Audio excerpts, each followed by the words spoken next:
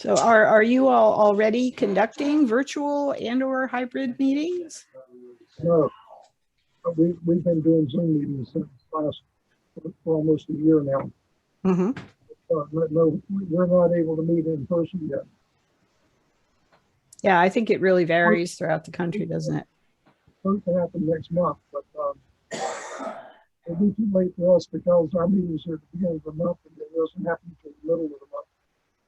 Mm-hmm. Our first hybrid meeting will probably be in July.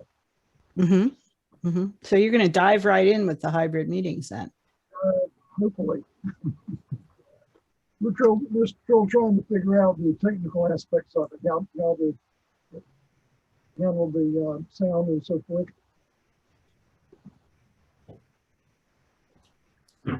Yeah, I think different areas of the country are opening up at different rates, and then of course individuals are saying, like, okay, the governor might say that we can do this, but I say we can't. Yeah. So different societies are making different decisions too.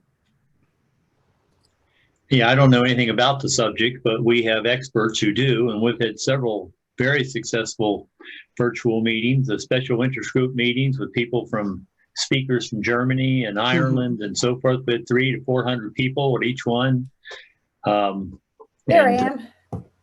But now Hi, we're Christina. discussing how many real versus how many virtual. Mm-hmm. And that's at our board meeting is coming up in a couple of days. So I thought this was a timely discussion for me to listen to as the president. We have the situation where we're getting far more people virtually than we ever got in person. We have a small organization and we get maybe 20 people at a meeting, and we're getting 60, 70, or 80 online. Most of them, a lot of them are our own members who don't live in the area, but a lot of them are just people who see a notice of the meeting and come by. Candace, we have a similar situation to that where we're getting a lot more people to our monthly meetings just by going virtual. So I think the challenge now is how are we going to get those members to still be engaged if we do go in person, and are we going to do a hybrid option? It's something that we're seriously considering. Yeah, I really think we have to do a hybrid option. I don't want to lose all those people who have been coming and have been helpful and really enjoying it. Yeah, I agree. Yeah, I agree too. One of the things that I was involved in, there was a virtual event, was the Celtic Connections Conference that took place in 2020, in the summer of 2020. It was originally designed as a person-to-person event, and then of course things changed, and so then the steering committee was faced with the decision, well, do we cancel? They were able to get out of their hotel contract, but they said, well, do we cancel or do we transform this into a virtual event? And with a little help from our friends, a lot of help from our friends at the Massachusetts Genealogical Council, who had just made the same transition, we were able to flip into a virtual format and revamp our speaker contracts and put on a very successful and much larger conference with which, as you said, international participation that we were not anticipating. And, it turned out to be a real blessing in disguise. Our problem has been almost the opposite. We actually had to miss 1 month. We couldn't, it wasn't, the lockdown happened, it hit us so fast, we couldn't do anything. So the next month we had to go to virtual.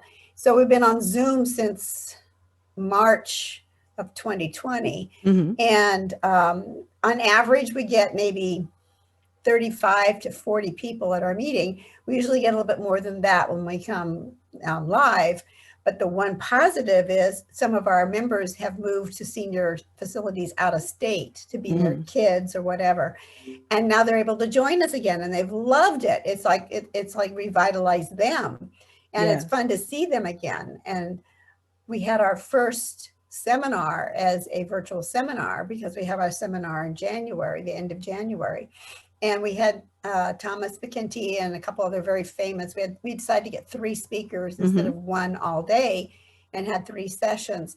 But that meant we had no lunches, we had no waited, because we were so new to to doing Zoom.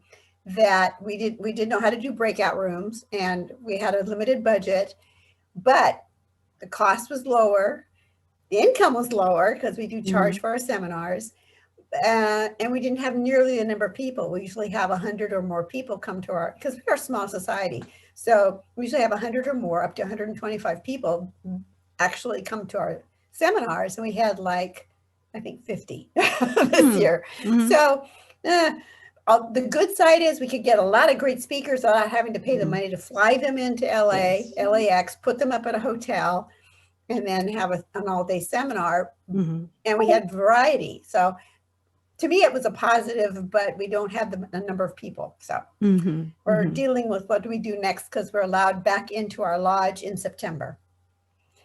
I think one of the issues when you're doing a virtual presentation, so many people are nervous about the technology, that if you would have a training session and say, this is how it works, practice, practice, practice, even if it's a one-on-one phone call, you know, get on, now click this, or sharing the screen just one-on-one, it really helps. And I've seen some societies are actually putting the steps on their web pages, you know, just anything that you can do to help them understand the technology and not feel so nervous about it will help people to bring those people in.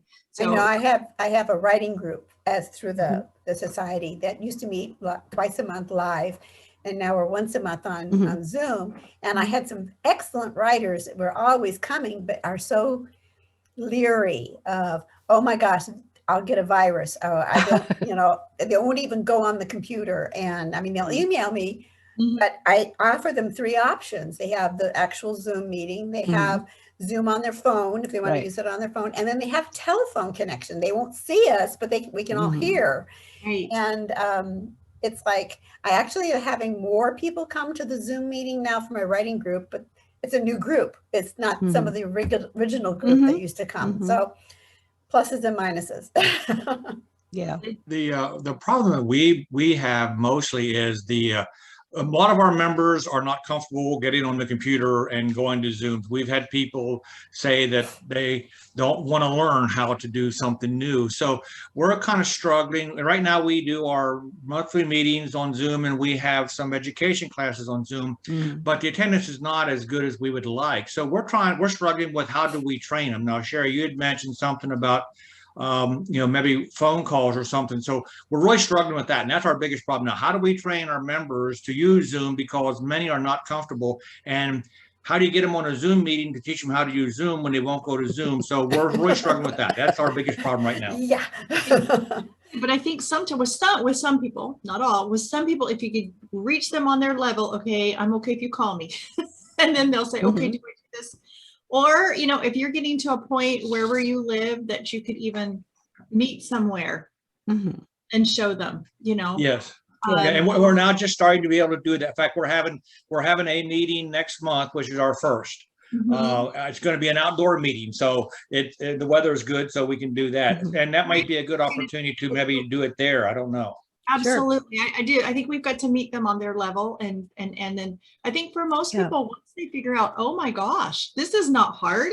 I can do this. Not only can I talk to my genealogical group, but my kids, my grandkids, you know, my friends, whoever I want to, I can use this technology for that. I think it expands people, but a lot of people are really nervous about doing anything new, and it's hard to jump that. Yeah. Well, some groups have even started out with sending out written instructions and kind of, you know, just as Sherry was saying, providing baby steps for people to take as their comfort level hopefully becomes more comfortable. That's what we did initially, was send out written instructions to all of our members. And that brought in, I'd say, half the members that we normally would have at a physical meeting. And then we started offering to one-to-one tutoring over the phone. And we even got to the point where for some people that were still reluctant to do it, we had one of our board members go to the person's house and set up the computer for them. But that didn't help, because they still didn't join, even though they knew how to do it. They just were resistant to joining Zoom meetings. It's easier to get them to use it with an iPad. Hmm. We've had a lot of success with people who don't want a computer, but they're perfectly happy to think of it as an iPad. That's another good idea. Yeah. There's a lot of our members that don't have tablets of any kind. Mm-hmm. They have us a computer. Mm-hmm. Yeah, and sometimes the folks that have older computers run into some trouble. Yeah. With bandwidth. But you know, like I don't know if everybody heard, one of the groups that I belong to had a board member who just volunteered to be the troubleshooter, and he gave out his phone number in advance of the Zoom meeting, and he said, you know, if you are trying this and it's not working for you, give me a call. And he just talked them through it, and a lot of several people were successful with his help, and so that was really good too. So just helping people along is a big thing. And I agree. I mean, I'm a button pusher. Okay, so I'm pretty confident that I'm not going to break my computer if I click something. But I know that a lot of people aren't, and so those people need the help. They need the training sessions and stuff. I know the Minnesota DAR set up at least one evening with our tech team that people could practice logging in and practice some of the features and learn where the camera controls and the mic and all that were, and that really helped, and it made them feel a lot more comfortable in participating in our state conference and all those events. We've offered a practice session like that for all of our members. Mm-hmm. And in the beginning, a lot of them took that, and we still have new people come in every once in a while, and we offer it to them. Mm-hmm. And some of them want it, some of them don't. Sure. And something like that could be recorded and placed on your website, maybe, or placed on YouTube with a link to your website. Yeah. But I think the one-on-one with them convinces them that it's not as horrible as they think it's going to be. Yes, you're right. That person. It's not going to take over your brain. Right. Yeah. Well, I wouldn't count on that. Has anyone got any advice for about like doing a hybrid Zoom live? Because that may be what we have to do. My husband's Rotary group is currently meeting now that they can get a small group together. They'll have the small group live, and then they'll put it on Zoom and have a hybrid going. So they've got almost equal numbers in person and on Zoom, because it's a small Rotary, because there's 3 of them in our area. Okay. And that seems to be working for them, but there is a small group. We're talking maybe 30 or 40 in the building, and then also 30 or 40 away. So yeah, one of the things that we need to know is what kind of equipment do you need in order to do that? What hardware do I need to tell them to go out and buy? Exactly. Well, I was involved in a hybrid endeavor back in 2014. We were using GoToMeeting as our online meeting platform, and we had planned. It was a class, and we had planned that the class would be. It was a team taught class. We had planned that it would be an in-person class, but it was in the winter in Minnesota, and there were people in areas of the state that were not within a comfortable winter driving distance of an evening class in January who wanted to participate. So we said, we had just gotten our GoToMeeting technology, and we said, well, we'll offer you guys a reduced rate, and we won't guarantee that this will work, but we're game if you're game. So we tried it. We had a parabolic mic in the room where the physically present group was. We had all the desks in a horseshoe. We had the laptop hooked up to GoToMeeting, where its camera could see everyone in the classroom sitting, and the microphone in the middle.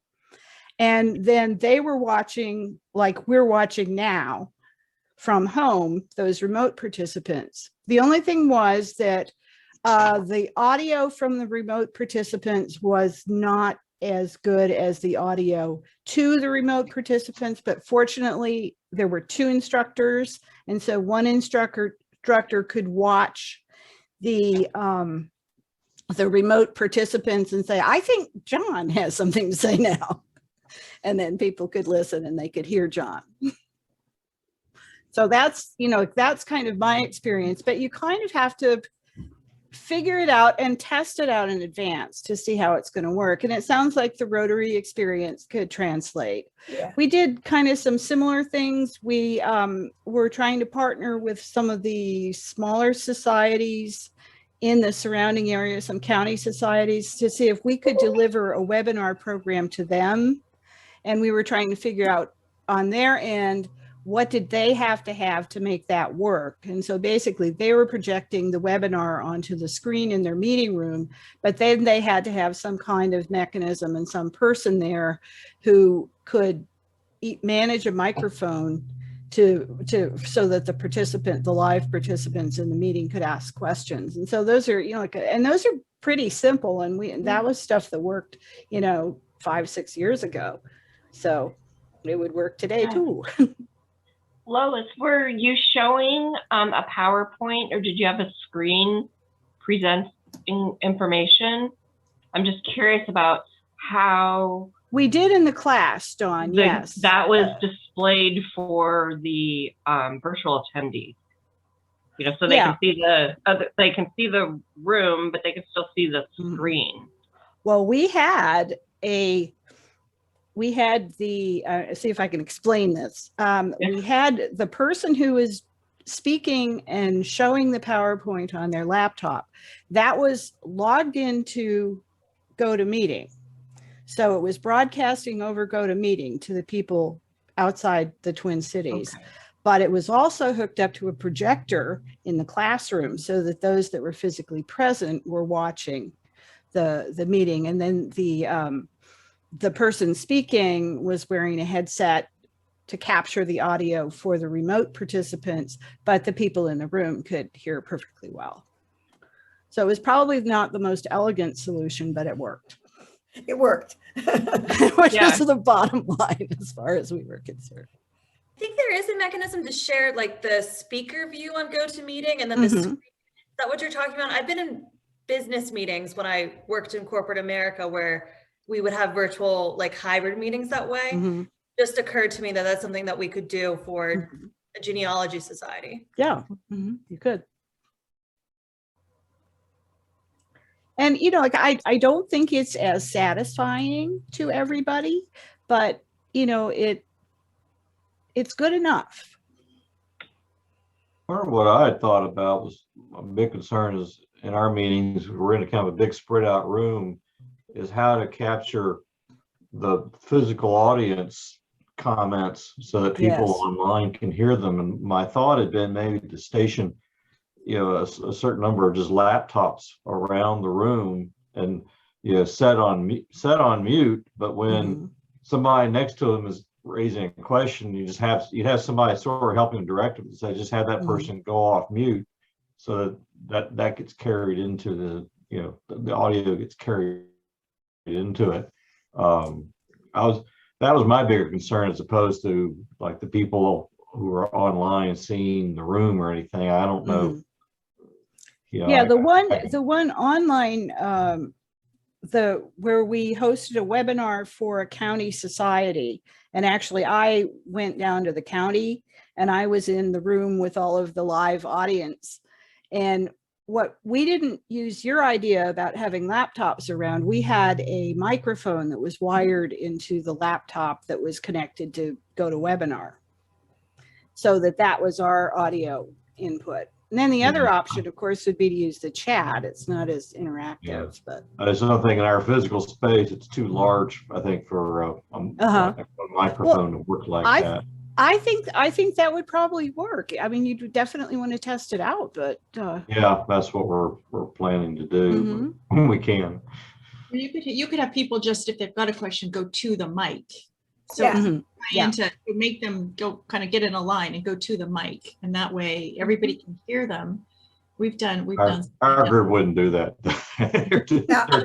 We have headset mics and handheld mics that we use when we have live presenters. So someone could actually be the one in charge to walk around with the mic and just stick it in your face. Sure. If you have a question. Right. There is another option, and that is if you have a moderator who can then repeat the question and Yes. sometimes make more sense out of it than the person asking it. That's often helpful also. Right. Yeah.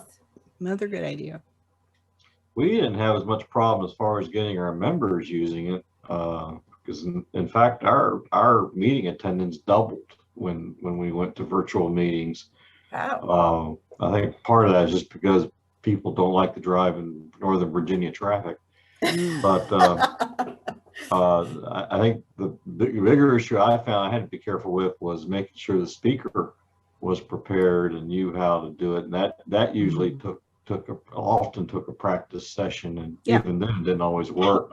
Yeah. But we did send out, somebody mentioned, we sent out detailed instructions to the society members beforehand, and it seemed to work. I mean, we did have a helpline set up for people who had problems, but it didn't get much use. And it worked out pretty well. We're using Zoom as our platform. That's Our society is using Zoom now, and I was wondering what other people are using. We're using Zoom. We're Zoom. I think Zoom has become almost a default. It's becoming a verb. You now Zoom. Yeah. Right. And it's cheaper. It's cheaper. You know, you've been paying those webinar prices, and then you go to Zoom, it's so much cheaper. Yeah, I don't really know about the Zoom webinar product. Does anyone know about that and how that pricing is? We just did that. That was our first, well, we called it a seminar, but yeah, we did it through Zoom with 3 speakers stationed in 3 locations, one in England, Thomas McKinty, where he lives, and I forget the third person. I think she was in the Midwest somewhere. And they're all experienced speakers, and they've been on Zoom, so we didn't have to do anything for them. You They didn't knew have how to to pay for a hook in and hook license? out. Huh? You didn't have to pay for a license, because the license for webinar is Oh, well, high. yeah, but it's also set on the size of your group and how much time you need. And we had a small group, and we didn't need that much time. So it cost us less to do it that way than to do a live one because Thomas has come out to California for us before, and he's very expensive. And he's actually, if anyone's talked to him lately, he doesn't want to do any more live ones. He wants to do only Zoom. Right. So, hey, that worked out great for us.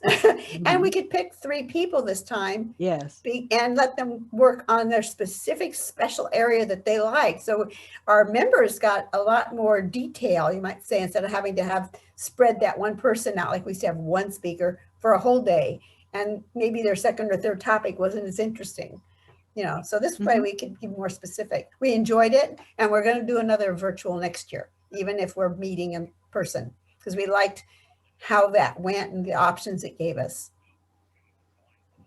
We did a poll at our last members meeting and asked if you had a choice between attending the meeting physically or virtually, the regular members meeting, what would you want to do? And we had 80% said virtual. We threw us off. 60% wanted to meet in person, and the rest on virtual. So that was like, we thought they were going to say, oh, we can't wait to see you guys, like 100%. Nope. Yeah, so I do think the virtual component is here to stay. That's why I know I've been able to attend meetings of groups that I could never physically attend because of the location, and distance, been able to enjoy programs from them that I've never been able to see before. And that way you see speakers that you say, wow, maybe we ought to invite that speaker to our group, because I would not have driven all the way up to the past Ventura to see someone, because that's a long drive. And now it's like, oh, great, I can just do it at my computer. Yeah, so there are lots of pluses to it.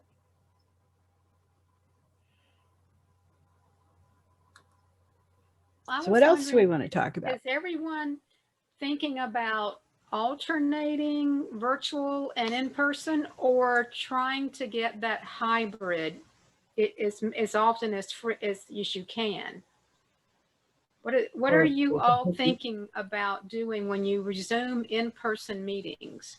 We're planning to go to completely hybrid after the restrictions are lifted. We're talking about hybrid as well, and the game plan is to have the first hybrid meeting in January 2022, and later this summer we're going to send out a poll to our members about, you know, whether they want the virtual or in-person events, sort of how they would like that to look like. We're going to do it now, but then we thought, you know, some people have just received a vaccine and maybe they're still trying to test out the waters of what they're comfortable with. Right. So we want to give them some time sort of in like this new world before we send out the poll. Because I think, you know, right now you might want to do virtual because you're not comfortable, but in a couple of months it could be different. So we're taking that into account too. Yeah. Yes, the September timeframe seems like a fairly safe option to maybe resume in person. That's what we're shooting for.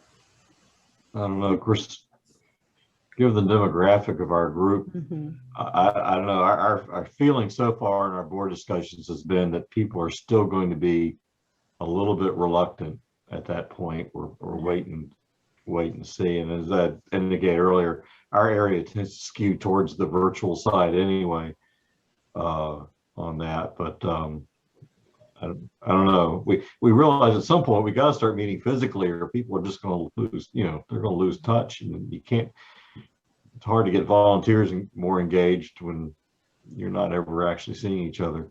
I think it depends a little bit on some people's personalities.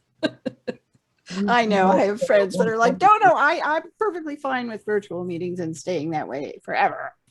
True. Yep. I know people like that too. For me, I'm like, I need to see people. Actually, John brought up a good point. Many in our group are very outgoing, and they love the social aspect of meetings. So some of our drop in attendance, I think, is because of not having that personal contact. Also, if you want to try and get somebody to volunteer to do something, it's much easier to get them to do it if you are standing next to them asking them rather than on a virtual meeting or on the phone. So there's a lot to be said about having in-person meetings. We're going to try and do virtual, but we may have some meetings in person, some virtual, and try a hybrid. But we haven't really come up with an exact plan yet, because it's very important for our group to have some in-person. All virtual would not work for us, I do not believe. We open up our virtual session with a half an hour of social just beforehand. Yeah, we do also, yeah. And as a matter of fact, a couple of our remote people who have never logged on before have told us that that's one of the reasons they've come back, is that we're a friendly group and they like that. Okay. We're trying to work on hybrid with my little group here in South Carolina, but our SIG groups have started meeting in person again. So I think it's going to we're gonna have to wait and see how that goes. If people start saying, yeah, we've been meeting live, everything's fine, then we can probably start going back to just regular live meetings. So I think we kind of got the best of both worlds going on right now, a little bit of virtual, a little bit of meeting together, and see how that's going to play out in the next few months. We have a DNA SIG, it's fairly large. It's got about 35 or 40 people are coming to it now.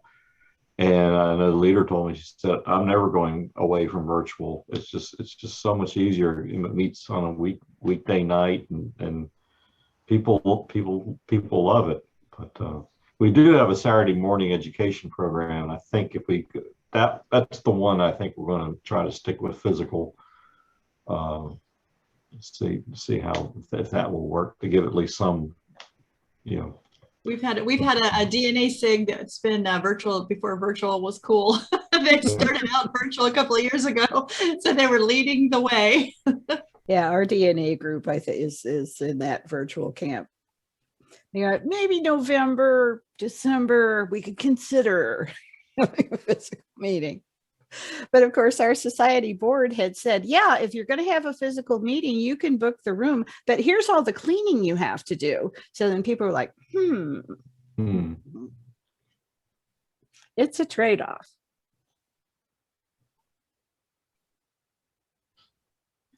So what other things are on your minds about virtual or hybrid events? I think we're coming up to the end of our breakout time, but any other? I guess one question we've had it's hard to get, at least we found, it's hard to get a lot of people involved in discussion if you want to have something like that in a virtual meeting. People just have a little more tendency to sort of sit back and watch. We've been trying to come up with more ways to get people to, you know, actually be willing to, you know, to speak up when you want them to, you know, in those meetings, particularly when you have the sort of the business portion of the meeting, when you're trying to just talk about society business, you want to get feedback and such. That's right. But we find we don't tend to get very much in the virtual meeting. That's been a problem. I had a similar problem with our educational programs where I feel like people were, I think, more hesitant to ask questions in a virtual atmosphere, or people do just want to sit back and listen to what other people have to say. So that I don't think those have been nearly as successful in a virtual format than they were when they were in person. So that's definitely something that we've also struggled with. Right, and it's easier just to turn your camera off and sit back and just listen and, you know, do other things while the meeting is going on, multitask, right? And so then you don't get all those opinions and discussions and you know, those meetings, your meetings before you turn over to a speaker would last forever. And the speaker would be like, hey, I need my time, those business meetings. But now it's like, we're done in 5 minutes. So because nobody's really saying anything. Yeah. I moderated a DAR webinar on Wednesday. And the speaker said, please, will some of you that have good broadband leave your cameras on so that I can see your faces, so that I can see if you're nodding your heads, or if you're looking confused, or if you're reading your mail or petting the cat or whatever. Give me some reactions.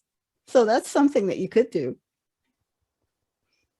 because people did actually honor her request to do that.